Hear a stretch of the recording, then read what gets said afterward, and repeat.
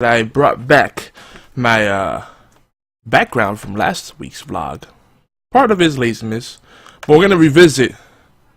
The other part of it is that we're gonna revisit the pie versus cake debate. It's gonna be an ongoing debate, and we're probably gonna get a poll up at Geektastic.net. But before we get into that, I got a lot of rants and raves today. I want to throw on some Mega Man music here from the classic series in a little bit. But before I do that, I want to do before I do that and I do that, before that and that and that, I'm gonna do a little segment about my Xbox story. This is for the folks over at R9Cast. So I'm gonna pause real quick, get into my mode.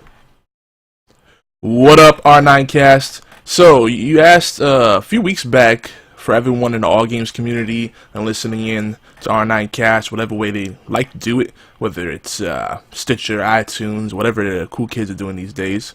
But of course, the best way to do it, I'm gonna plug for you, allgames.com, and hang out in that chat, or just use the IRC client, hang out in the chat all the time.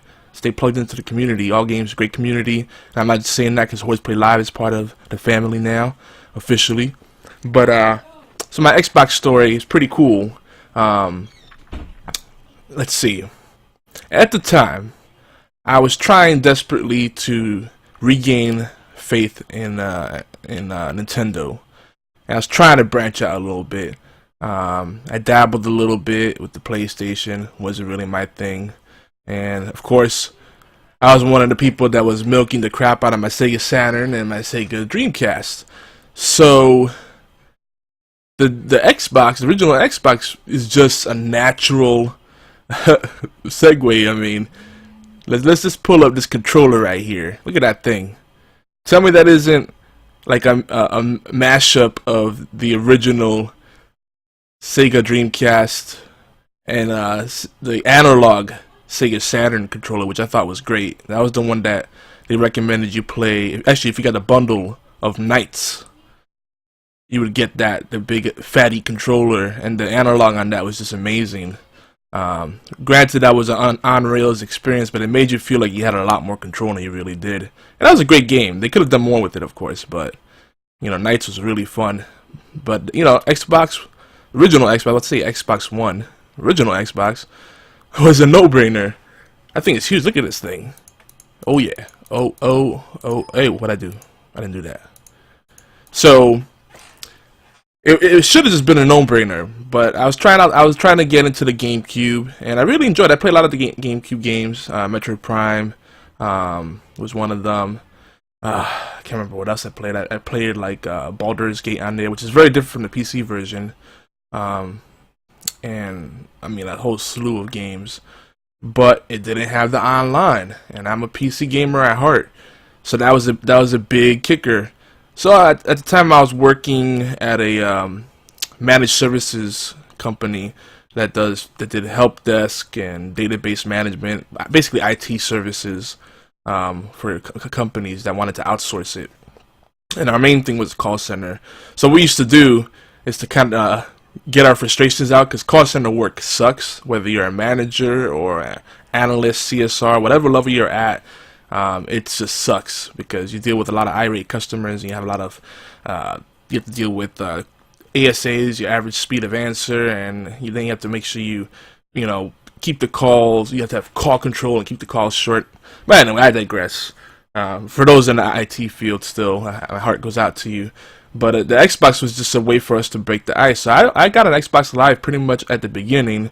Maybe not at the very beginning, but maybe 6 to 8 months into it, when people were just giving me a hard time, like, you don't have an Xbox? Come on, dude.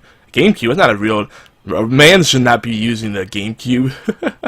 So I got the Xbox, and we played the crap out of games like Rainbow Six, Black Arrow, original Ghost Recon 2, Rainbow Six. Was it Vegas that was on the original Xbox? Yeah. I actually really loved Rainbow Six Shutdown. I think that was what it was called. People said that was a terrible game, but the multiplayer in it was so much fun, and it had a slightly different feel to it. It was kind of like, if you think about it, it was a bit of a precursor to Call of Duty as we've come to know it today, because it had the persistent classes and the unlocks. and all that good stuff.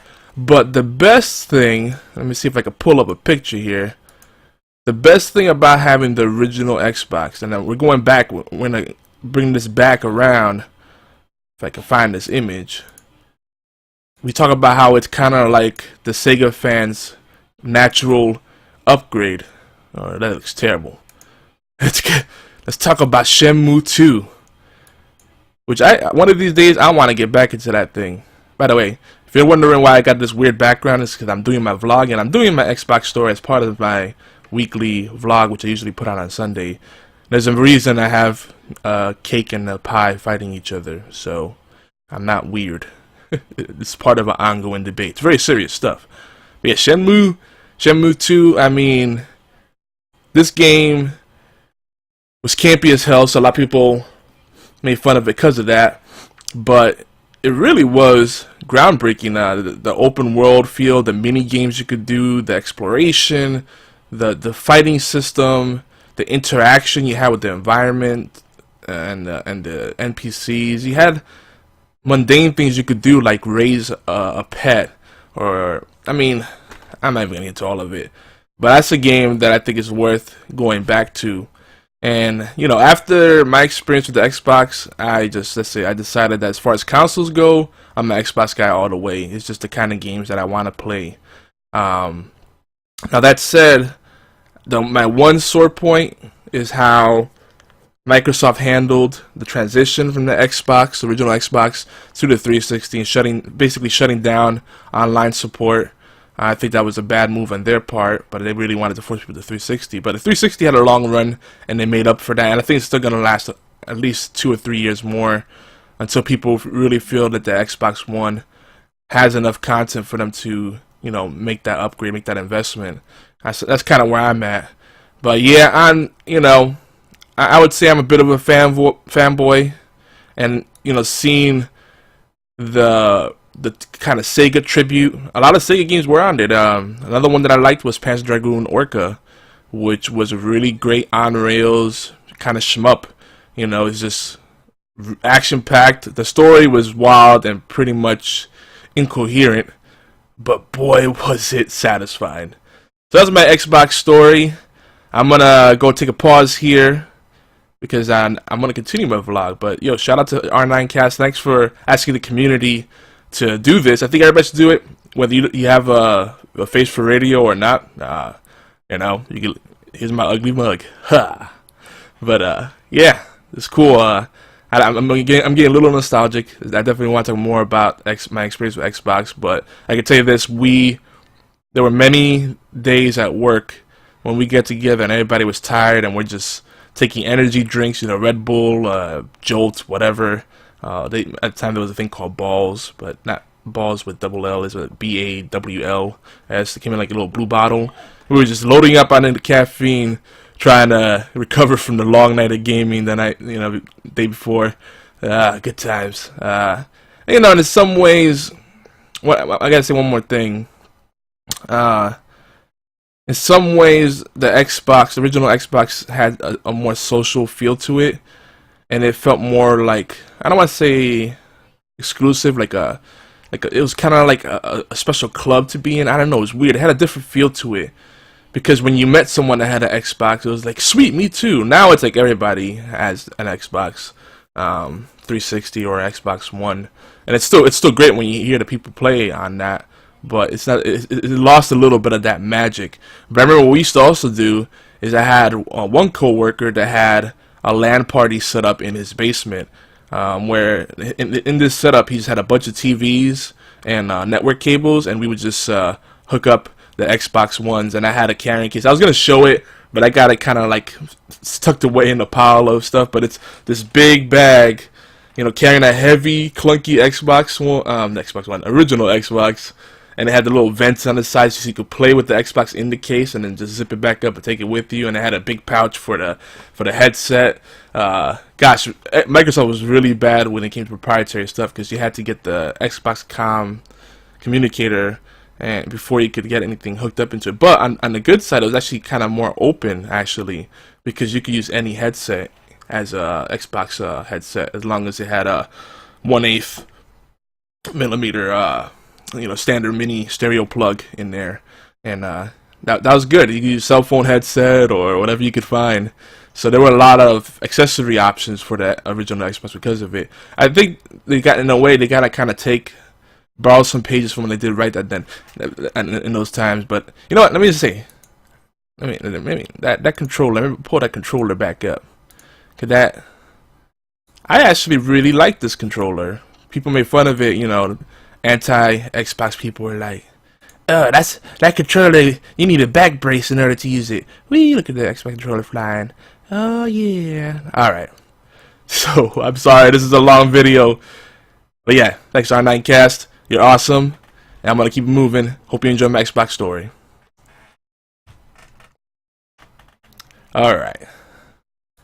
Now moving on, we're gonna put the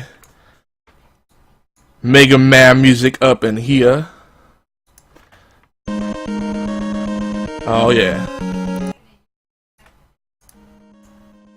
There we go. There we go. Stage select music. There we go. So what are we gonna talk about today? Oh, Renee Bones hitting me up on Battle.net. Oh, the music.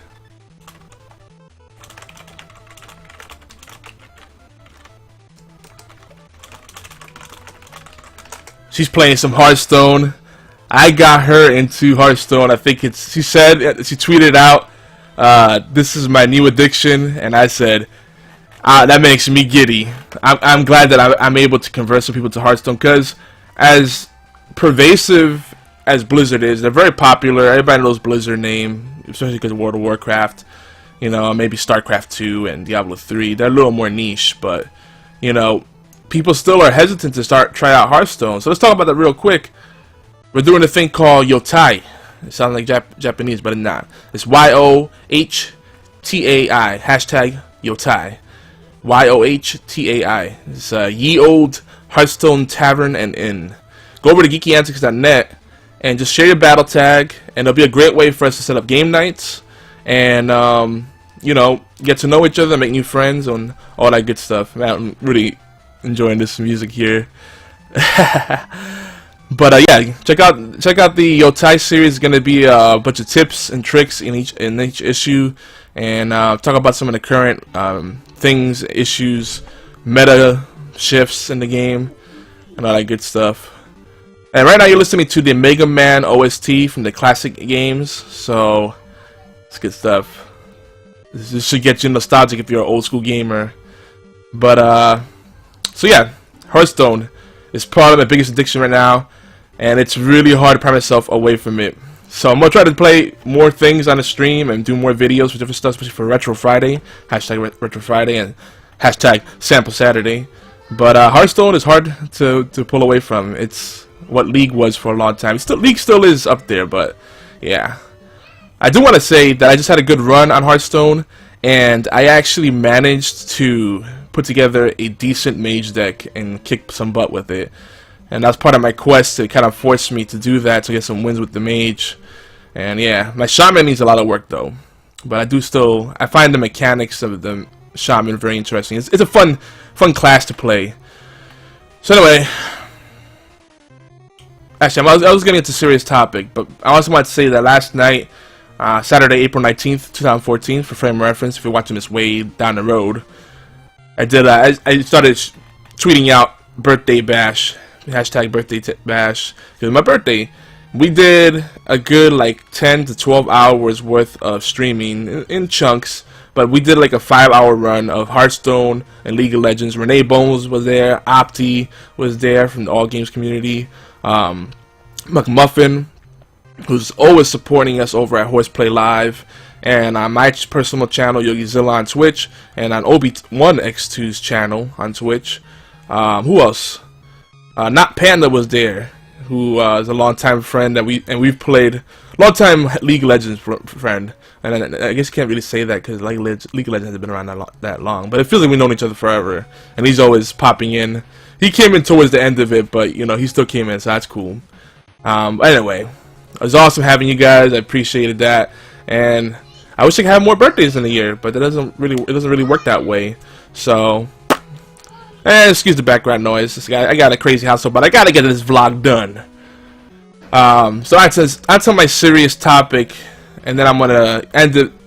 I'm gonna cap off this vlog with something that's not so serious, because this is gonna probably upset me. But let's talk about something that I think a lot of us have been affected with, or affected by, better yet, but we don't talk about it, which is pet fees, and just how the general annoying, stupid things that landlords do.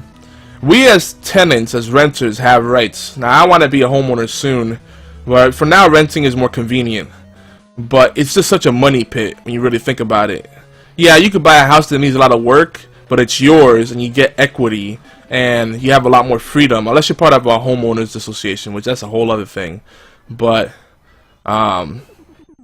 you know, the thing is, I think landlords try to take advantage of tenants and find ways to just, you know, get more money out of them. And pet fees, to me, is one of those things. Now, if I was a landlord, I would understand, alright, well, I need some kind of way, and I get this part, I need some kind of way to recoup the costs of damages and things that could happen from having pets and whatnot. But a lot of apartments, especially out here in where I live in Georgia, Augusta, Georgia, they usually rip out all the carpets and repaint the walls and replace a lot of the stuff that you normally get for wear and tear, especially if you live there for 3 years or more. So it's a moot point to charge pet fees because you're going to replace all the things that are affected. Okay, so they say flea treatment. Well, a lot of that stuff, the damages and the stuff they may have to, you know, pay for in lieu of the fact that you have a pet, is covered in renter's insurance, and that is a thing. And it's much cheaper to get renter's insurance than to drop $400, $800, $1,200, whatever it is. And a lot of times what these places do, they're non-refundable pet fees, so you don't get it back. They don't assess what kind of damage there is due to pets, so they just take that money, you don't get it back. Or they do pet rent, and that's just bogus. And if you are a landlord doing that, listen, stop it. Find some other way. Either increase the rent a little bit, or just realize that you can't. The pet fee thing, I think, is unethical, because a kid could do far more damage than pets can. But you're discriminating against pets, even though for many of us they're like family. So right now we're in a position where we have to get rid of. We got rid of one of our puppies, and we have to get rid of another one. We're trying to find her a home, and I'm attached to her, and the kids are attached to her, and it's breaking my heart. And it's all because, you know, they want to charge this exorbitant fee that we really can't afford right now, given how much we're trying to save money for certain things and all the stuff that's going on. And they don't want to hear it. In fact, they still want to charge the pet fee even if we get rid of the last puppy we have. It's like, really? And we've already paid a pet fee for our existing dog, our old dog that we've had for like over 5 years. So it's just stupid. I just say shame on you. If you're charging pet fees as a landlord, you are a scumbag. Pretty much like a lot of lawyers and tax people and the other scum of the earth, the politicians. I'm sorry. But moving on to happier discussions. Let's see. Is anybody here in the Twitch chat? Okay, good. No one's watching this live. I do want to invite everybody to join the debate of cake versus pie, because it is an important debate.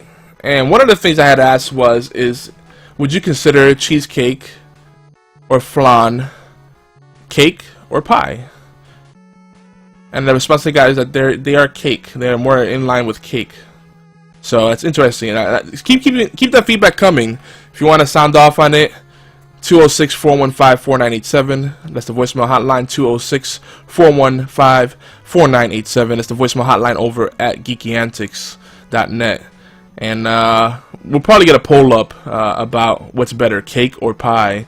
And then we'll also ask about cheesecake and flan and where they fall, more than likely. But I have a cake right now for my birthday, which I have not taken any. I haven't eaten it yet. The cake doesn't go very well with alcohol. I'm about to dig into that in a little bit. I prefer yellow cake, but the yellow cake they had available, where like fruity kind of things, like pink and stuff, and for girls. And I was like, I still would have eaten it. I don't care. But so we have a rainbow cake kind of thing. So I'm interested. But I definitely like cake better than a pie a lot of times. I think overall it's a better choice, unless it's a very good pie or a warm pie fresh out of the oven. Now that's good stuff.